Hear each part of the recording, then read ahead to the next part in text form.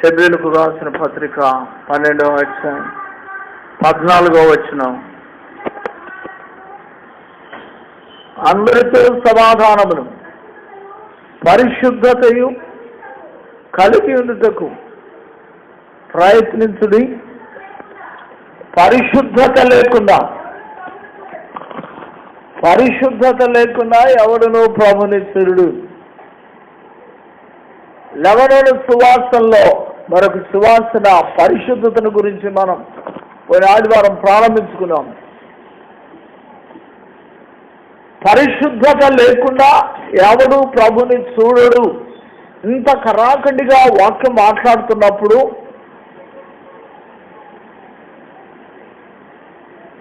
మందిరం లేకపోతే దేవుడు రక్తమిచ్చి కొనుక్కున్న బిడ్డలు పరిశుద్ధతను కోల్పోతూ ఉన్నారట.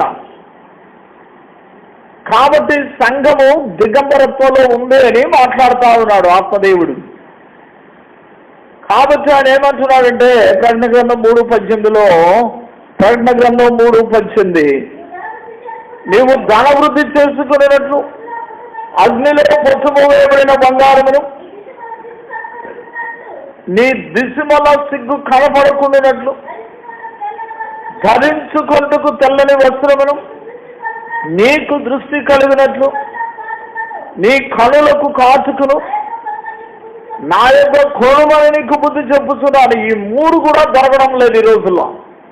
ఈ మూడింటిని గూర్చిన వివరణ, ఈ మూడింటిని గూర్చిన హెచ్చరికలు సంఘానికి కరువైనవి. మరి ఏం జరుగుతుంది?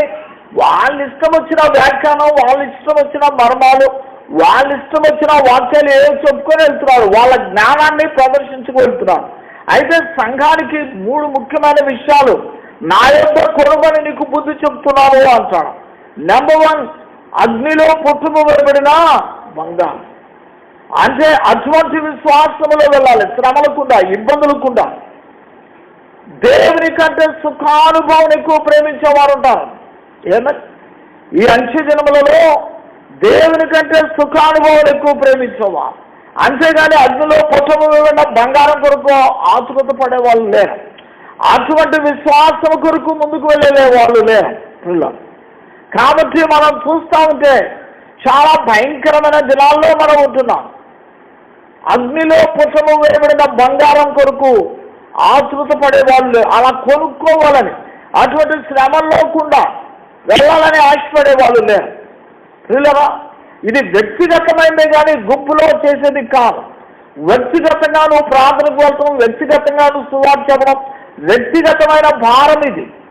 అంతేగాని ఒక గుంపులో పడి వెళ్తే పరలోక రాజ్యం వెళ్ళే దినాలు కాదు ఇవి. కాబట్టి వ్యక్తిగతంగా నువ్వు అగ్నిలో పొట్టువేయబడిన బంగారం, అంతేగాని మెరిసేదంతా బంగారం కాదు అని వాక్యం అనే లోకోక్తి చెప్తా ఉంది. మెరిసేదంతా బంగారం కాదు, మానవులు మోసపోతున్నారు అంతే. పిల్లలు, రెండవది, నీ దిశమల సిగ్గు కనపడకుండానట్లు తెల్లని వస్త్రం నా దగ్గర కొనుక్కో.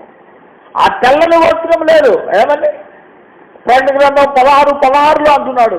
ప్రకటన గ్రంథం 16:16లో, ప్రకటన గ్రంథం 16వ వచనం, ఇదిగో దొంగలే వస్తున్నాడు, తాను దిగంబరుడుగా సంచరించుతున్నందున జనులు తమ దిశలను చూతురేమోనని మెలకువగా ఉండి తన వస్త్రమును కాపాడుకునేవాడు.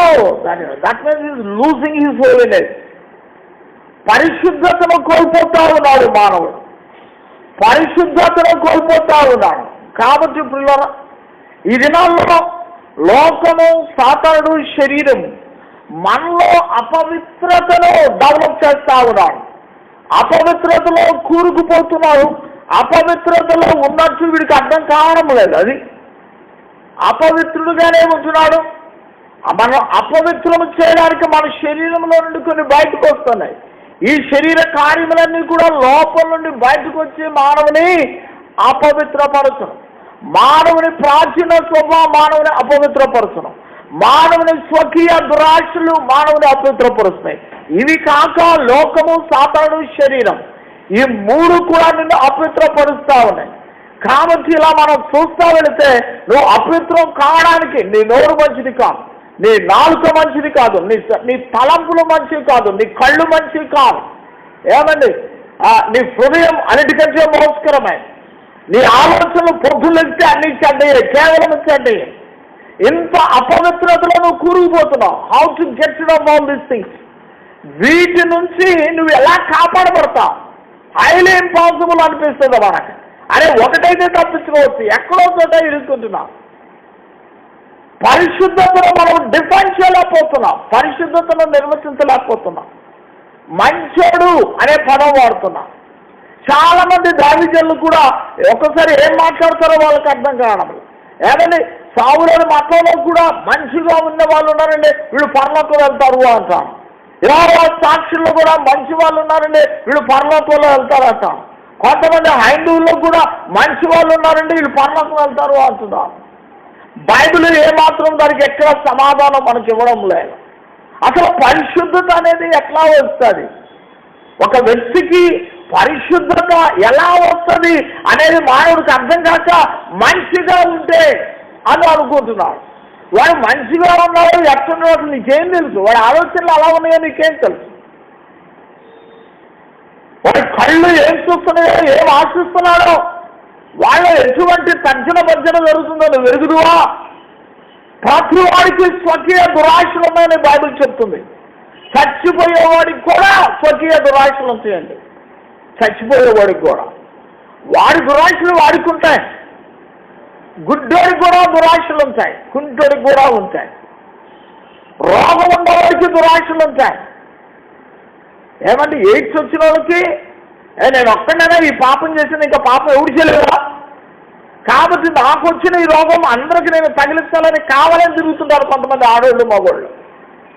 కావాలని శరీర కార్యముల్లో ఇరుక్కుంటా ఉంటాం, అందరినీ పాడు చేస్తూ ఉంటారు. గ్రామాన్ని పాడు చేసిన కుటుంబాలు లేకపోలేదు. కసి తీర్చుకోవడానికి, పగ తీర్చుకోవడానికి నేను ఒక్కడే నా పాపం చేస్తుంది. పిల్లగా అపవిత్రత మానవుని ఏ కోణంలో ఎక్కడ ఎలా పట్టుకుంటుందో, అబ్బో ఇట్ ఈస్ వైల్డ్ రేంజ్. చాలా చాలా అవకాశాలు ఉన్నాయి. అయితే నువ్వు పరిశుద్ధతను ఎలా పొందుకుంటావు?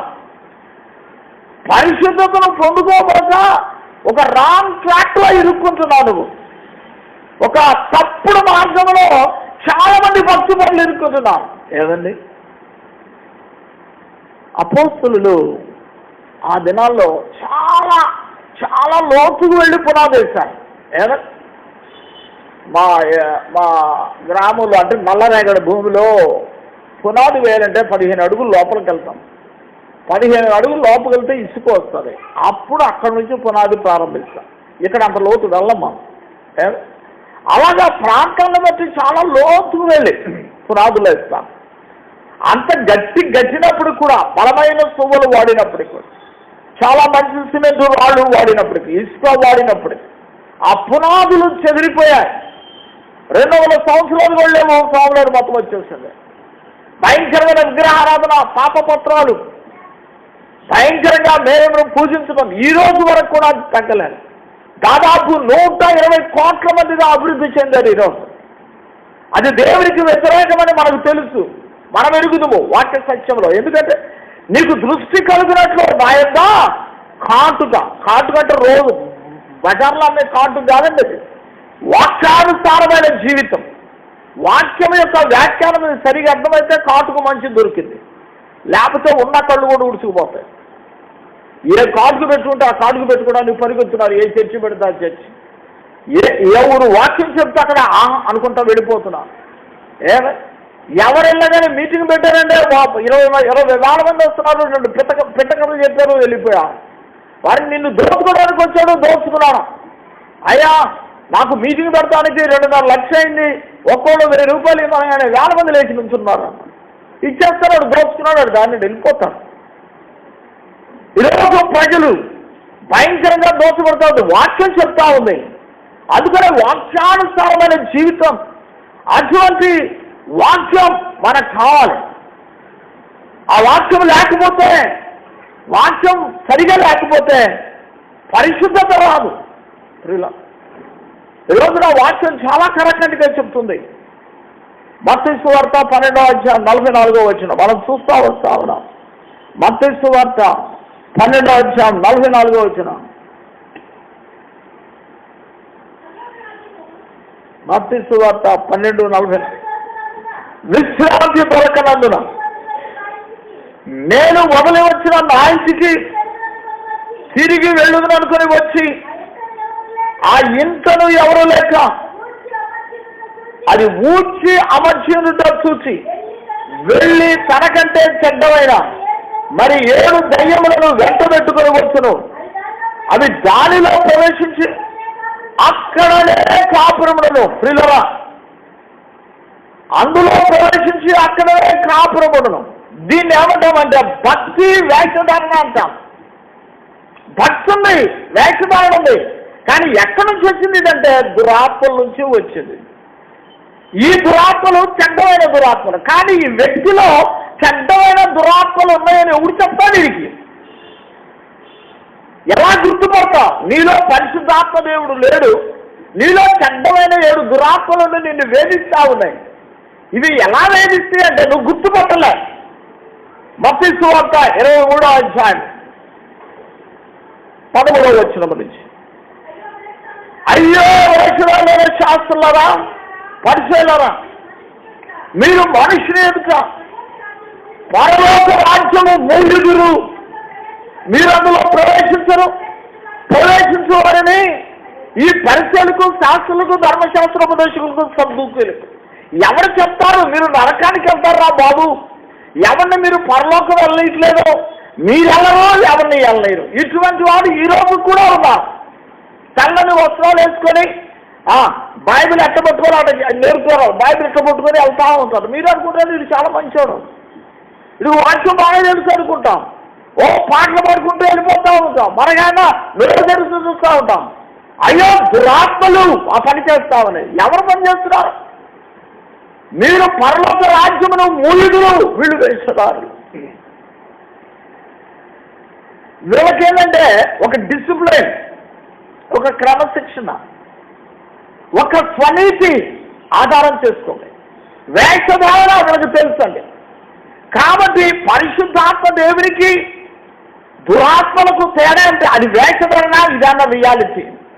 ఎక్కడైనా మంచి ప్రోడక్ట్ వస్తూ ఉందంటే, మంచి వస్తువు దొరుకుతుందంటే దానికి డూప్లికేట్ దొరుకుతుంది.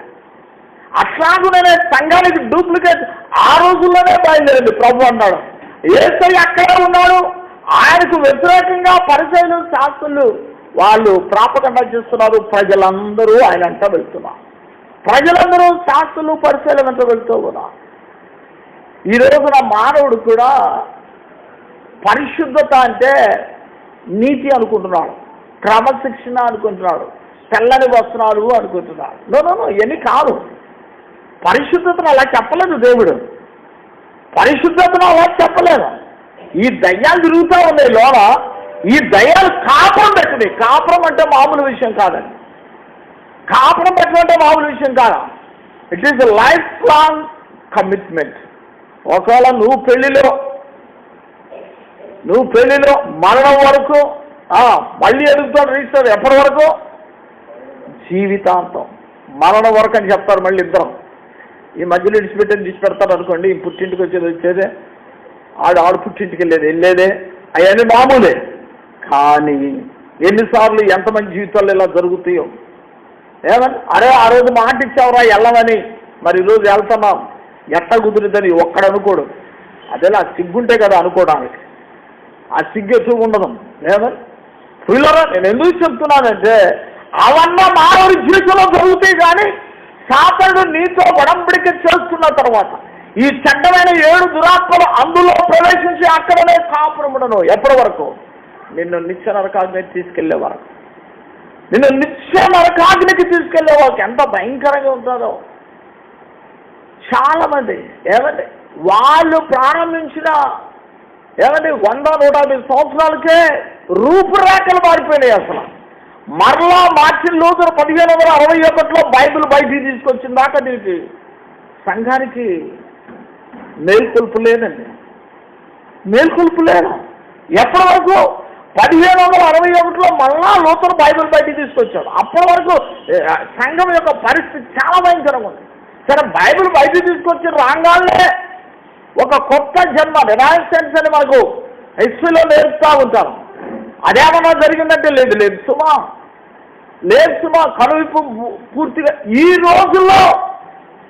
రోజులు ఎంత భయంకరంగా ఉన్నాయంటే, కొన్ని దినాల క్రితం, కొన్ని సంవత్సరాలు 50-60 సంవత్సరాల్లో మంచి కనువిప్పు వచ్చింది, మంచి మార్పు వచ్చింది ఆంధ్ర రాష్ట్రంలో. ప్రపంచంలో ఉందో లేదో నాకు తెలియదు, కానీ ఆంధ్ర రాష్ట్రంలో గొప్ప మార్పు వచ్చింది, గొప్ప రాడికల్ చేంజ్ వచ్చేస్తుంది. చాలా మంది తమ పాపాలని ఒప్పుకుంటూ కన్నీరు కారుస్తూ ప్రభు దగ్గరకు వచ్చేస్తారు. వారిలో మా తల్లిదండ్రులు కూడా ఉన్నారండి, వారిలో మా తల్లిదండ్రులు కూడా ఉన్నారు. వాళ్ళు చెప్తా ఉంటారు ఆ విషయం. ప్రియులు, ఎందుకు చెప్తున్నానంటే, తర్వాత మళ్ళా ఈ దినాల్లో ఇక్కడి జరగడంలే.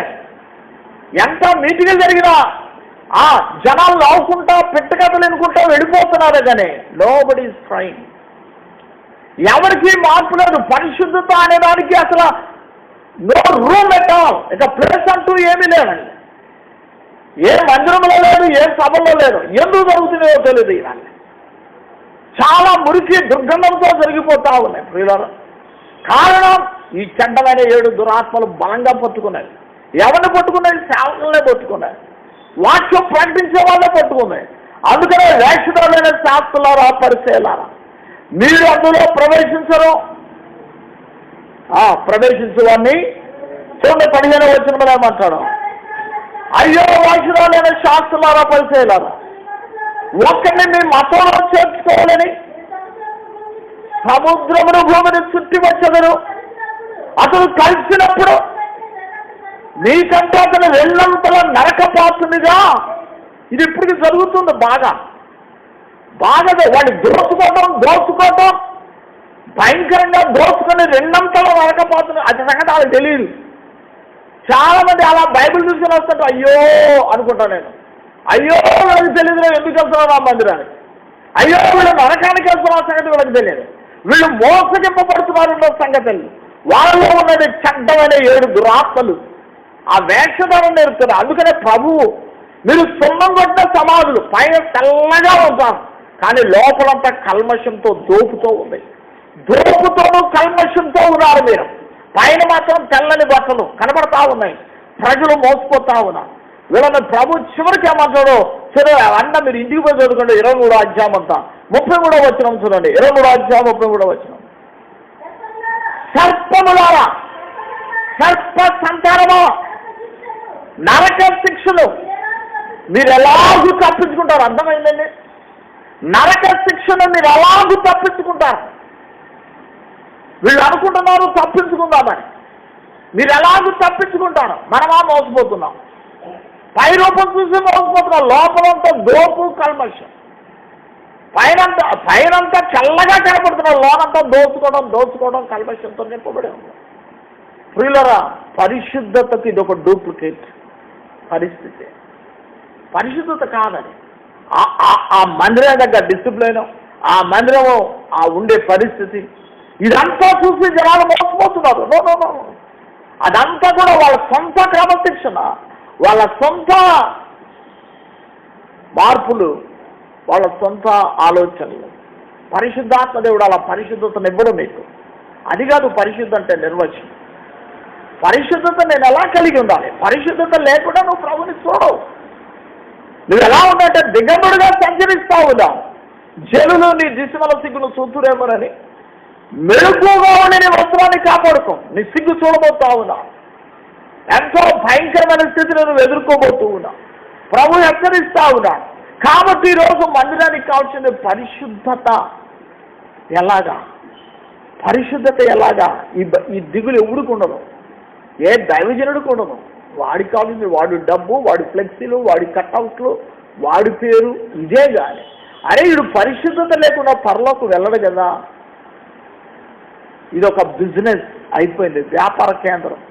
నా ఇంటిని మీరు వ్యాపార కేంద్రంగా మార్చేస్తారు.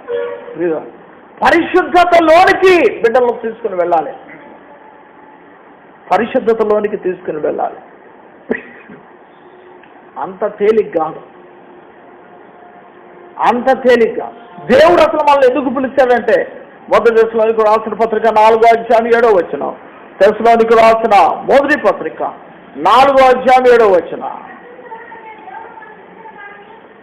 పరిశుద్ధులగుటకే దేవుడు మనల్ని పిలిచాడు కానీ అపవిత్రులుగా ఉండడానికి. ఏదైనా రక్తమంతా ధారం వస్తుంది. కొన్ని గంటలు ఆ గెత్సేమనే తోటలో, గబ్బాతాలో, గొల్గోతాలో కేకలు పెడుతూ ఆఖరి బొట్టు వరకు రక్తం ధారపోస్తుంది. ఆ వాక్యము శరీరధారి అయి కృపా సత్య సంపూర్ణుడుగా మన మధ్య నివసించింది.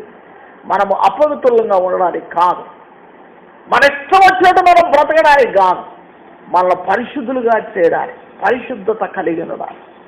పరిశుద్ధత, నేను మంచిగా ఉండడం పరిశుద్ధత అనుకున్నా, నేను నీతిమంతులుగా ఉండడం మంచిది అనుకున్నా. అయ్యో నువ్వు ఎలా నీతిమంతులు అవుతావు? చర్చికి వెళ్ళడం పరిశుద్ధత అనుకున్నారు కొంతమంది, వాక్యం చదువుకోవడం, ప్రార్థన చేయడం, దర్శనం ఇవ్వడం, లేకపోతే కానుకలు ఇవ్వడం, ప్రతి ఆదివారం వచ్చేద్దాం పరిశుద్ధతలో. ఎవరు చెప్పాడు ఇది పరిశుద్ధత అని? ఎవరు చెప్పాడు రా బాబు ఇవన్నీ? ఇది పరిశుద్ధత కానే కాదు. పరిశుద్ధులు అనడానికే దేవుడు నిన్ను పిలిచాడు. పరిశుద్ధత లేకుండా దేవుని నువ్వు చూడు. అయ్యో ఈ రోజున మందిరాల్లో, సభల్లో పరిశుద్ధతల గురించిన వ్యాఖ్యానం ఎక్కడా లేదు. అది లోపించింది, ఎక్కడా దొరకదు. ఎవరు కూడా దాన్ని మనసులో పెట్టరు. కారణం, ఇది మన వల్ల అయ్యే పని కాదు అనుకుంటున్నావు. అలా నీ వల్ల ఏది కాదు అనుకుంటే నువ్వు పరలోకంలో వెళ్ళావు. నువ్వు పరలోకం వెళ్ళని కనుక ఇది అంతా వ్యర్థమే. లూకా సువార్త 13వ అధ్యాయం 23వ వచనం. లూకా సువార్త 13:23.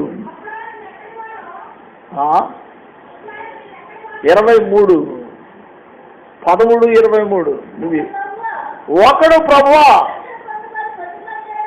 రక్షణ పొందువారు కొద్దిమందేనా అని ఆయన అడుగుగా, ఆయన వారిని చూసి ఇరుకు ద్వారములో ప్రవేశింప పోరాడుడి,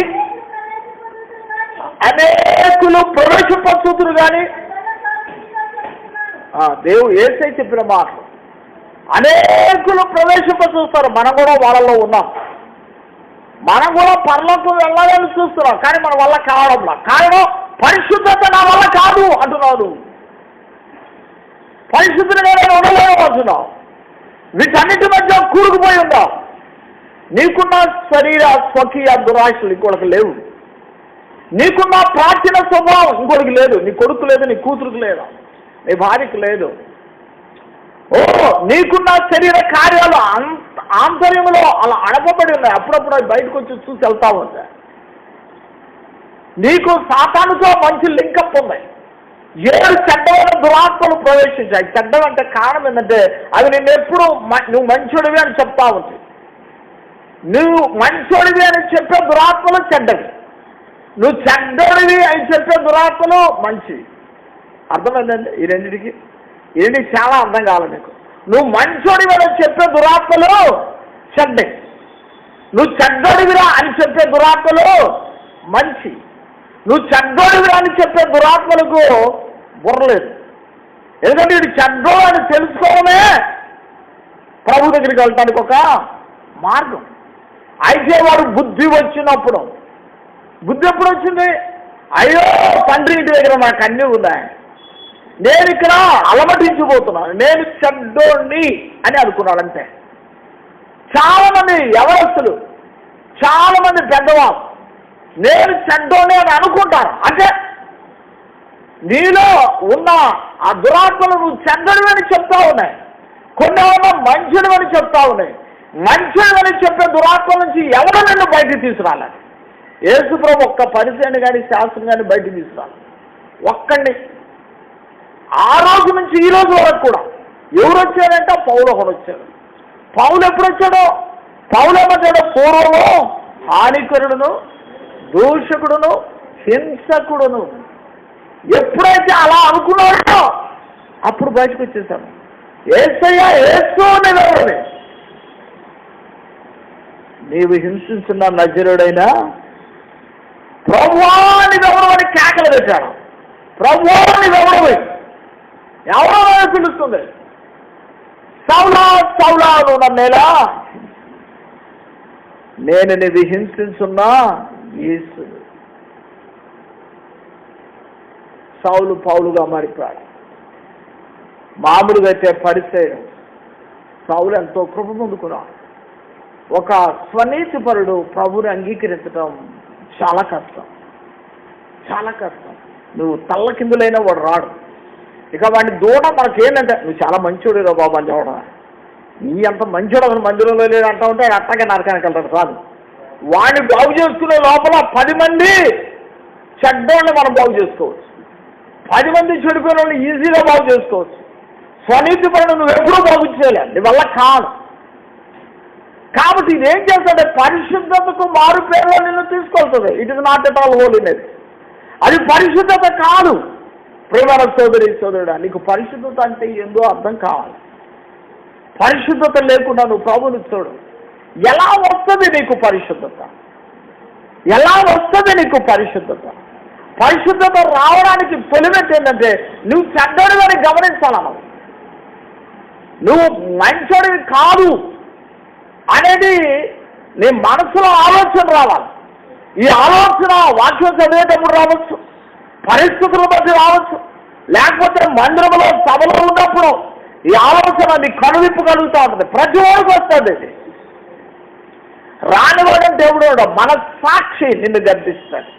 అయితే ఈ మనస్సాక్షిని వెంటనే దురాత్మలు అణిచివేస్తాయి.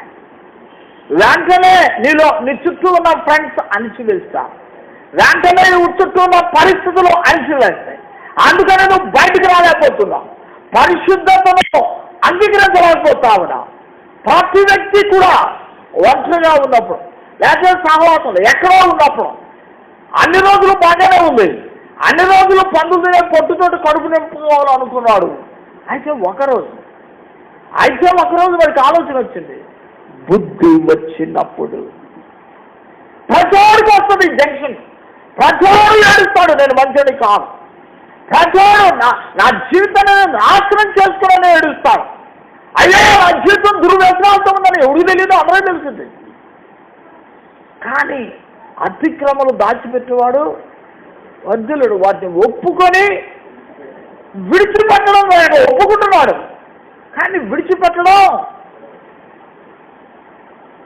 ఈ ఒక్కరోజు విడిచిపెట్టేం చేస్తావులే, నువ్వెట్టు ఉండలేవు కదా, నువ్వెట్టా విడిచిపెడతావు.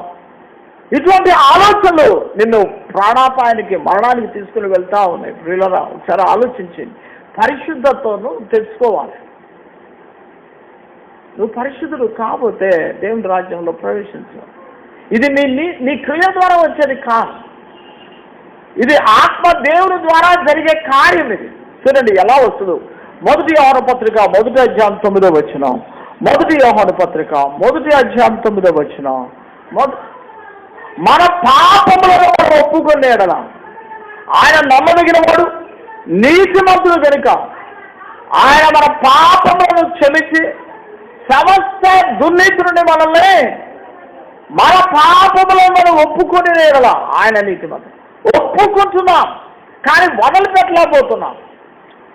ఏమంటే కొన్నిసార్లు మన పూర్వీకులు మనకు పాటలాగానే దేవా పాపి నన్ను క్షమించు, కరుణించు, ఇవన్నీ మామూలుగా చదువుతుంటాం, పుస్తకాల్లో రాసి ఉంటాయి. అది ఎప్పుడు పరిశుద్ధుడు కాదు. అది నేర్చుకున్నాయే, వాడి మనసులో నుంచి వస్తానేగా. వాళ్ళు అనమన్నారు, నేను అన్నాను. ఒక భార్యాభర్తలు తగాదు వస్తే పాస్టర్ గారు వెళ్ళి, అమ్మాయి ఆ రోజు ప్రమాణం చేసావు కదా, ఇంకెప్పుడు ఇచ్చిపెట్టినని అంటే ఆ అమ్మాయి అంటదంట, నువ్వు చెప్పమన్నావు చెప్పాను, నువ్వు చెప్పమన్నావు ఆ రోజు, అదేనా పెళ్ళి అందరూ ఉంటుంది, చెప్పమన్నావు చెప్పాను, ఇప్పుడు ఎందుకంటాను నేను. చాలామంది అంతే చెప్తారు అనుకోండి. కాకపోతే అదేనా ఫేస్ టు ఫేస్ అందా మనం అనాం, అంతేగా తేడా. ఎన్నిసార్లు తగవరాదు భార్యాభర్తల మధ్య, ఏమంటే ఎన్నిసార్లు ఆ రోజు ఏదో అన్నావు, అన్నంత మాత్రాన చేయకుండావా? నువ్వు చెప్పమన్నావు చెప్పాను, ఇంకా అన్నోరు పూసుకున్నాడు, ఏం చెప్తారు? అవునులే నేను చెప్పంటేనే నువ్వు చెప్పావు, నీ అంతా నువ్వు చెప్పలా. ప్రియమైన సోదరి సోదరు, కాబట్టి మనం చూస్తా ఉంటే మన పాపమును మనం ఒప్పుకుంటున్నాం కానీ విడిచిపెట్టలేకపోతున్నాం. ఈ ఒప్పుకోవటం విడిచిపెట్టడం రెండు కూడా విడదీయని బంధం. అది నువ్వు ఒప్పుకుంటున్నావంటే అది నీ సొంత కార్యముల చేత ఒప్పుకుంటున్నావు. ఇందాక మనం చూసాం, ఆ ఇల్లు ఊడ్చి ఎవడు ఊడ్చాడు? నీ అంతా నువ్వే ఊడుచుకున్నావు, నువ్వు ఒప్పుకున్నావు, నువ్వు ఊడ్చుకున్నావు, నువ్వు శుభ్రం చేశావు. ఇంకెవరు ప్రమేయం లేదు. అయితే ఎవరి ప్రమేయం కావాలి? యోహాను సువార్త 16:8. యోహాను సువార్త 16:8. ఆయన వచ్చి పాపముల గురించి, నీతిని గురించి, తీర్పు గురించి లోకమును ఒప్పుకొనొచ్చాడు. ఈ కన్విక్షన్ అనేది పరిశుద్ధాత్మ దేవుడు తీసుకురావాలి. అది జరిగితే అప్పుడు ఆ సభలు బాగా జరిగినట్టు. అది జరిగితే ఆ మందిరంలో ఆత్మదేవుని సంచారం ఉన్నట్టు.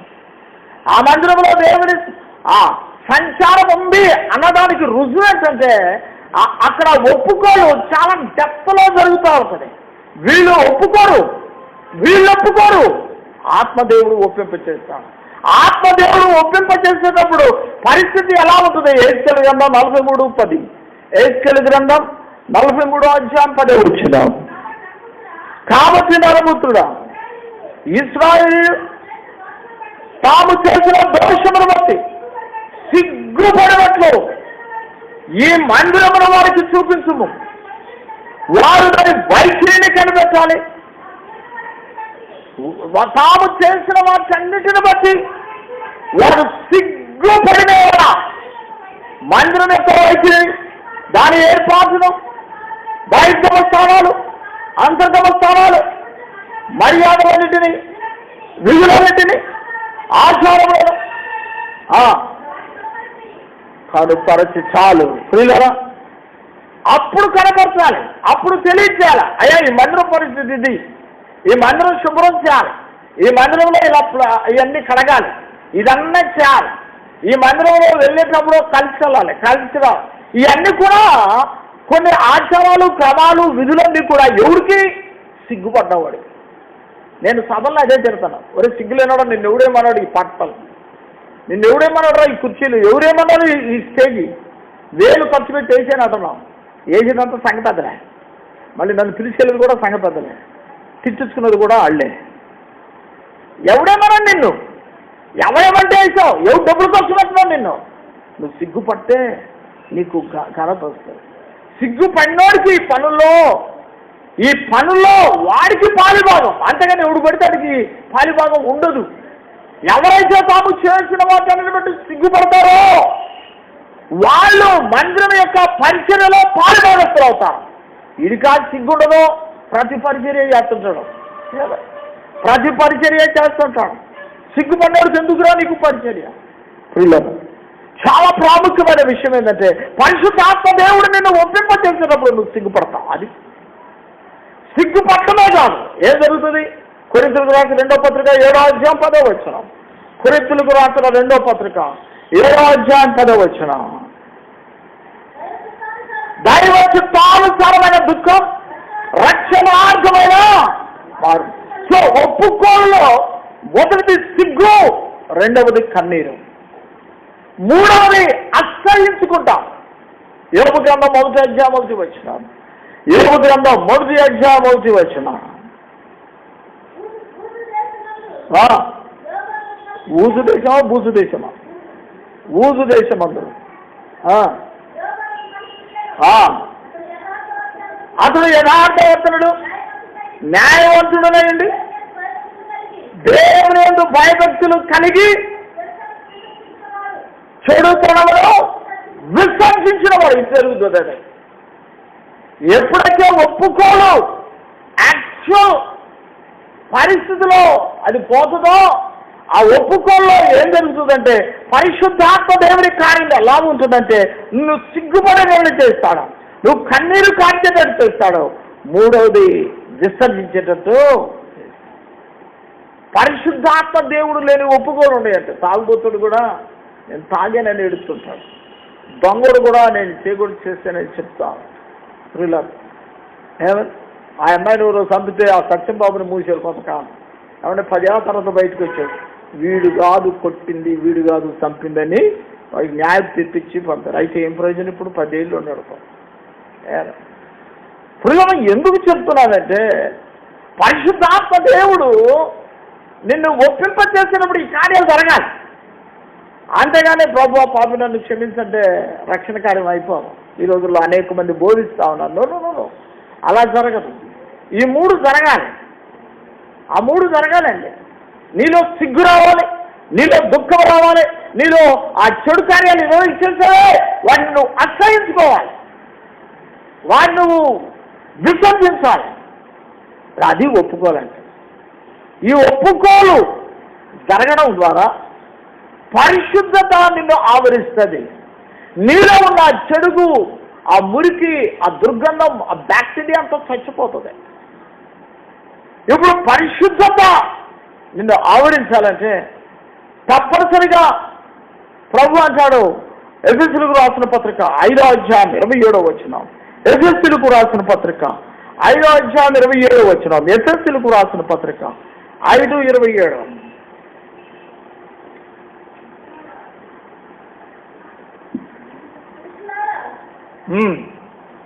చదవండి.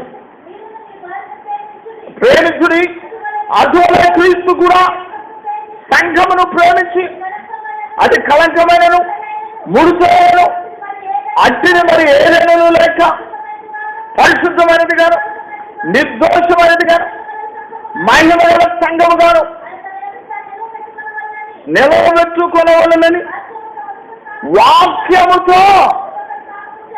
వాక్యముతో ఉదక స్నానము చేత దాన్ని పవిత్రపరిచి పరిశుద్ధపరచుటకై దాని కొరకు తనతోనూ నువ్వు పరిశుద్ధపరచబడటానికి 2 కావాలి ఇక్కడ.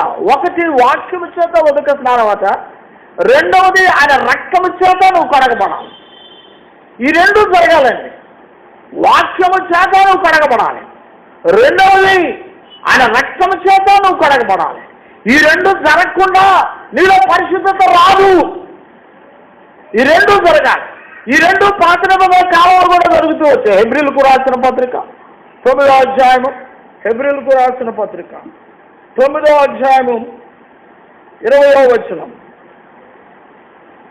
హెబ్రీయులకు రాసిన పత్రిక ధర్మశాస్త్ర ప్రకారము మోషే ప్రతి ఆజ్ఞను ప్రజలతో చెప్పిన తర్వాత నీళ్లతోనూ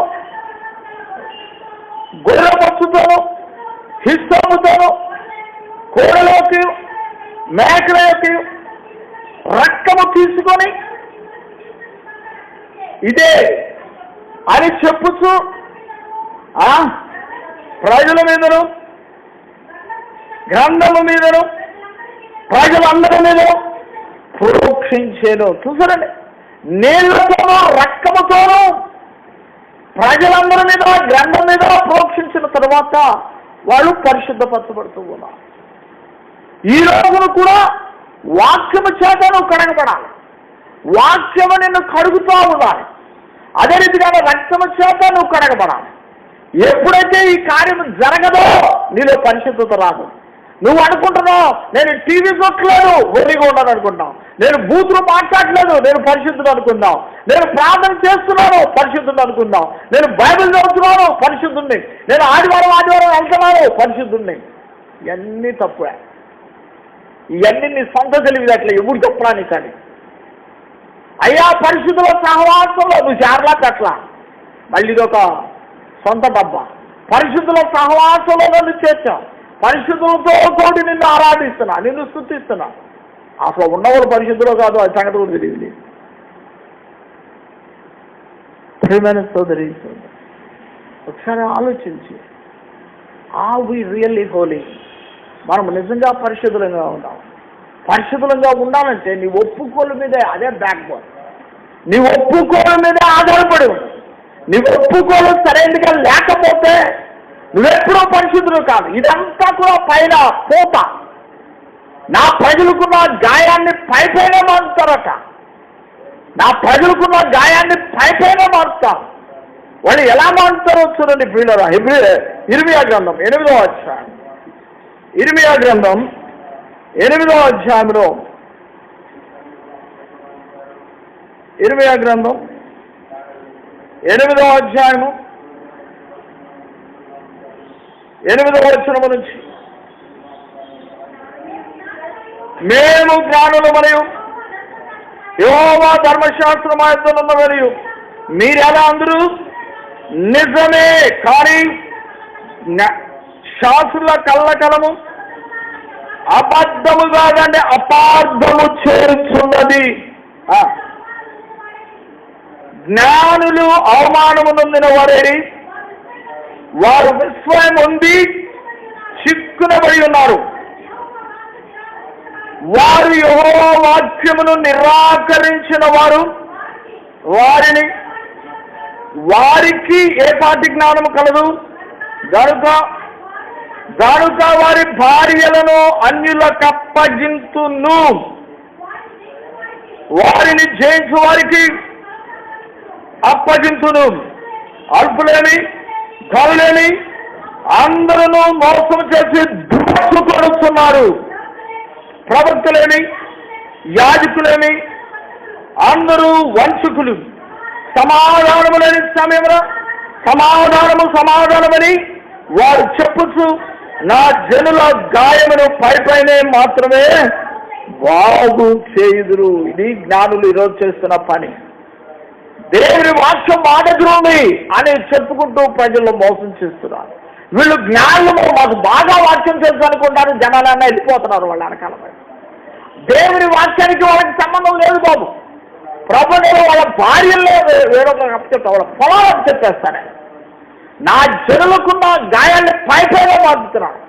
ఎవరైతే వాడి గాయాలు బాగు చేయడం ఇటువంటి వాడిని పిలిపించుకున్నాడో వాడిని పిలిపించుకున్నాడు, ఇద్దరు కాంతానంటాడు. మట్టి గోడకు గచ్చపోత పూసినోడిని పూపించుకున్నాడు. అలాగే ఇక్కడ కూడా మీరు ముందుకెళ్తే ఆ గాయం బాగు చేసినవాడిని బాగు చేయించుకున్నవాడిని ఇద్దరు కూడా బాగుతానంటున్నారు. ప్రియమైన సోదరుడు, ఈ రోజున పరిశుద్ధత లేకుండా ప్రజలను మోసం చేసుకుంటూ వెళ్ళిపోతున్నారు.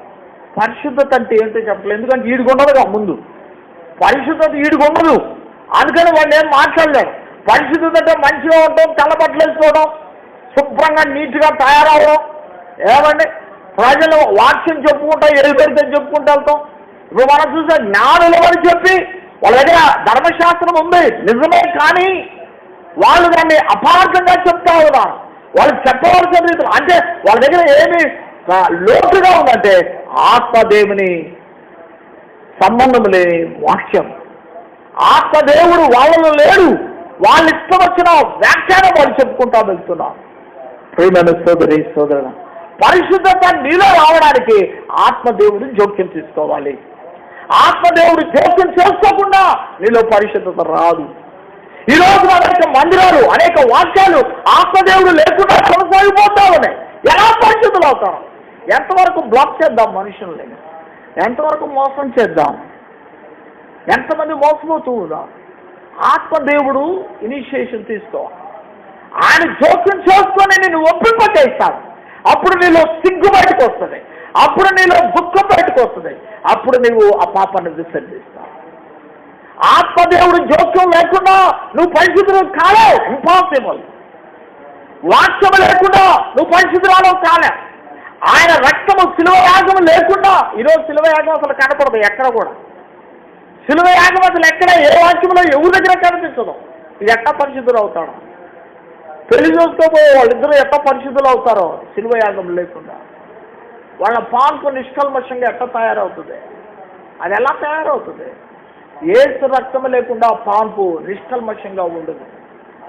అది నిష్కల్మషంగా ఉండాలంటే ఏసు రక్తం అవసరం.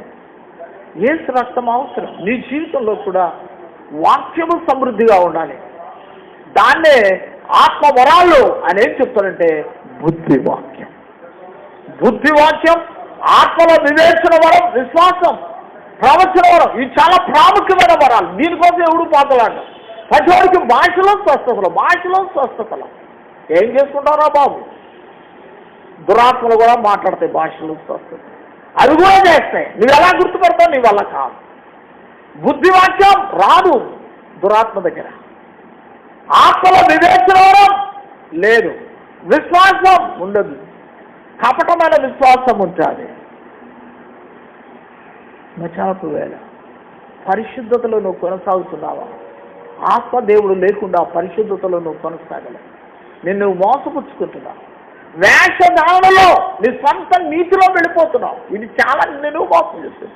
నీలో దురాత్మలు నివాసం చేస్తున్న సంగతి నీకు తెలియడం లేదు, తెలియదు కూడా, ఎప్పటికీ తెలియదు. Unless until you got the proof. నువ్వు దేవుని సన్నిధిలో బ్రతిమలాడుకొని ఇప్పుడు అది చేయకపోతే నిత్య నరకాగ్నిలో ల్యాండప్ అవుతావు. ఇక్కడెక్కడా ల్యాండప్ కావు, నాన్ స్టాప్ బస్ పోయి అక్కడ దూకుతాం. ఏదో ఒక రోజు నా ప్రాణాన్ని విడిచిపెడతావు. జాగ్రత్త. పరిశుద్ధాత్మ దేవుడు లేకుండా, యేసయ్య శిలువ యాగం లేకుండా, వాక్యము లేకుండా, ఒప్పుకోలు లేకుండా పరిశుద్ధుడు కాలే. ఈ దురాత్మలు నిన్ను మోసం చేస్తావని, ఈ దురాత్మలు నిన్ను తప్పుదారిలో తీసుకువెళ్తాయి, లోకం వైపు ఆకర్షిస్తావన్నాయి, శరీరం వైపు ఆకర్షిస్తావన్నాయి, డబ్బు వైపు ఆకర్షిస్తావన్నాయి. వెళ్ళిపోతా ఉన్నా వదకు ఏ రీతిగా గొర్రెపిల్లలు వెళ్ళిపోతే అలా వెళ్ళిపోతా ఉన్నా. చాలా జీవితాన్ని పాడు చేసుకుంటున్నాం. ఈ రోజున ఆలోచించి పరిశుద్ధాత్మ దేవుడు నీలో ఒప్పుకోలు తీసుకొస్తే ఆ మార్గమే వేరుగుంటుంది. తప్పనిసరిగా ఏ రోజు కూర్చొని ఏడుస్తావు, నేను మంచోని కాదు అని. కానీ అదే సమయంలో పరిశుద్ధాత్మ దేవుని ఆహ్వానించి ఆయన నిన్ను ఒప్పింపచేస్తావు. ఆయన నీలో కన్నీరు తీసుకొస్తాడు, ఆయన నీలో సిగ్గు తీసుకొస్తాడు, ఆయన నీకు జయమిస్తాడు. హల్లెలూయా. ఆయన నీకు ఆ పాపం మీద, ఆ దుర్వ్యసన మీద నీకు జయమిస్తాడు. నేను ఒకసారి నంబూరు ఫస్ట్ టైం వెళ్ళాను వాకింగ్ చెప్పడానికి వెళ్ళకముందు ఆ రోజు మీటింగ్ ఉంటే ఆ పాస్టర్ గారు అన్నారు, పాస్టర్ గారు ఒక ఆయనకు బాప్తిస్మం ఇవ్వాలండి అన్నాడు. ఆయన ఎస్కిస్ కుర్రాడు, పెద్ద ఆయన 35 ఏళ్ళు అట్టా ఉంటే ఆయనకు బాప్తిస్మం ఇవ్వాలండి అన్నాడు. ఎక్కడున్నాడు ఆయన ఎదురు చూస్తూ ఉంటే సిగరెట్ తాగుతా ఉన్నాడు, సైకిల్ ఎక్కువ వస్తా ఉన్నాడు. ఆ భాష ఈడేనండి, ఈగా మనం బాప్తిస్మం ఇవ్వాల్సింది అన్నాడు. ఆడు సిగరెట్ తాగుతున్నాడు, ఈయన బాప్తిస్మం అంటాడు. సరే ఆడు దిగిన తర్వాత ఏమయ్యా నువ్వేనా బాప్తిస్మం? నేనేనండి. తీసుకుంటావంటే తీసుకుంటావా? సరే నేను ఎటు ఇవ్వను కానీ నువ్వే ఈ ఊళ్ళో ఉండేది నువ్వే కదా పాస్టర్ అని చెప్పి ఆయన చేత బాప్తిస్మం ఇచ్చాను. నీకు ఒక సర్ప్రైజింగ్ న్యూస్ ఏంటంటే అదే చివరి సిగరెట్ ఆడి జీవితంలో, అదే చివరి సిగరెట్ అండి. ఇక మళ్ళీ సిగరెట్ తాగకపోగా కొన్ని వేల ఖర్చు పెట్టి చాలా సంవత్సరాలు మీటింగులు పెట్టాడు. హల్లెలూయా. వాడు చిన్న పూరు గుడిసా, ఎస్ఎస్కురాడు, చిన్న పూరు గుడిసాడు. అలా మార్పు చెంది వచ్చిన వాళ్ళు చాలా మంది ఉన్నారు. కొంతమంది ఎప్పుడో మానేసిన 4 రోజులు మానేస్తాడు, మళ్ళీ తర్వాత సాటు అవుతా తిరుగుతుంటాడు. ఈడు మంచోడా? పరిశుద్ధాత్మ దేవుడు ఆ మార్పు తీసుకురావాలి. అది నేను కోరాను. ఆ చేంజ్ నేను చెప్తాను, కానీ ఆత్మదేవుడు నిన్ను ఒప్పింపచేయాలి. నేను మందిరంలో ప్రతి సహవాసానికి నేను వెళ్ళాలి. అందుకనే హెబ్రీయులకు రాసిన పత్రిక 10వ అధ్యాయం 24వ వచనం అంటాడు చూడండి. హెబ్రీయులకు రాసిన పత్రిక 10వ అధ్యాయం 24వ వచనం. కొందరు మానుకొనుచున్నట్టు సమాజముగా కూడుట మానక ఒకరినొకరు హెచ్చరించుటకు ఆ దినము సమీపించిన కొలది మీరు చూసిన కొలది మరి ఎక్కువగా అలాగే చేస్తాం. అంతేగాని ఆదివారం వచ్చి మళ్ళీ ఆదివారం వస్తే కాదు. నో, ఇది నాట్ ఎట్ ఆల్ ఫెలోషిప్. ప్రతి కూటానికి వెళ్ళాలండి. మా తల్లిదండ్రుల నుంచి మేము నేర్చుకున్నది అది. ఇది ఎక్కడా బేతేలు మందిరం ఎక్కడ. మేము 8 మంది పిల్లలు ఉన్నాం ఇంటి దగ్గర. 8 మంది పిల్లలు ఉన్నారు. మా అమ్మమ్మ ఒకటి మాకు తోడు. ఏమంటే మా అమ్మ అందరిని విడిచిపెట్టి ప్రతిరోజు స్కూల్ అవుతూ వాడు సంచోసుకుని అటు నుంచి వెళ్ళిపోయేవాడు. ఎంతో అంటే రాత్రి 9ంటికి 10ంటికి వచ్చేవాడు. వాళ్ళు ఎంతకాలం వాళ్ళు వెళ్ళేవారు. ప్రార్థన మీటింగ్కి వెళ్ళేవాళ్ళు, సువార్త కూటాలకు వెళ్ళేవాళ్ళు, మందిరంలో వాళ్ళు లేకుండా అసలు బైబిల్ స్టడీ జరగడానికి ఎంత దూరం నుంచి వెళ్ళేవాళ్ళు.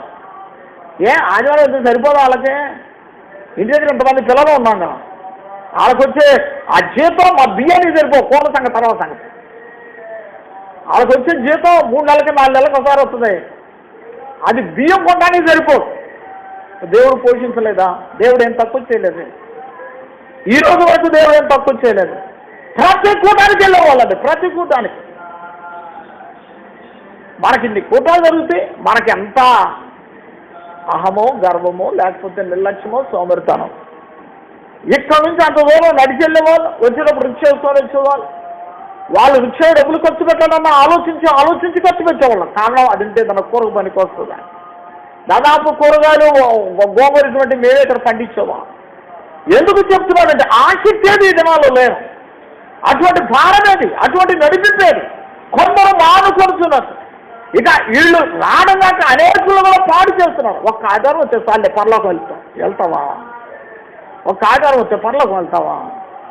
మా దినంలో మా ఎవరి కాలంలో మేము ప్రతి మీటింగ్ మేము వెళ్ళేవా? మేము లేకుండా ఏ మీటింగ్ జరిగేది కాదు. ఏమంటే ఇప్పుడు వరకు నేను మోషే ఇక్కడ ఉన్నా, జాన్ గారు చనిపోయాడు, ప్రతి మీటింగ్లో మేము ఉండేవాళ్ళం. అడగండి ఉన్నారు. మేము వెళ్లకుండా మీటింగ్ జరిగేది కాదు. కొందరు మానుకొడుతున్నట్టు మీరు మానుకోవద్దు. మీరు మానుకుంటా ఉంటే, మీరు వెనుక తీస్తే మీ అందున్న ఆత్మకు సంతోషం ఉండదు. ఇక కాలము బహుకొంచెం మంది వచ్చినవాడు ఆలస్యం చేయకపోతుంది. కాబట్టి ఈ దినాల్లో ఈ రోజున మన జీవితం ఎంత భయంకరంగా పరిశుద్ధతను కోల్పోతున్నావు. నువ్వు పరిశుద్ధతను కోల్పోవడానికి ప్రాముఖ్యమైన కారణం నీళ్లు కరువవుతున్నాయి. వాక్యము వినడానికి నువ్వు ఇష్టపడలేదు, సహవాసానికి ఇష్టపడలేదు. ఆదివారం వచ్చి మళ్ళీ ఆదివారం వస్తే చాలు అనుకున్నా. No no no no no ఈ తప్పుడు అభిప్రాయంలో ఉండొద్దు. నువ్వు ఈ తప్పుడు అభిప్రాయంలో ఉండొద్దు. ప్రతిదినము ప్రభు నీ కొరకు వాక్యం సిద్ధపరిచి వేచి ఉంటాడు. నిన్ను కడుక్కోవడానికి ఇష్టపడతాడు. పేతురు, నేను నిన్ను కడగనేలా నాతో నీకు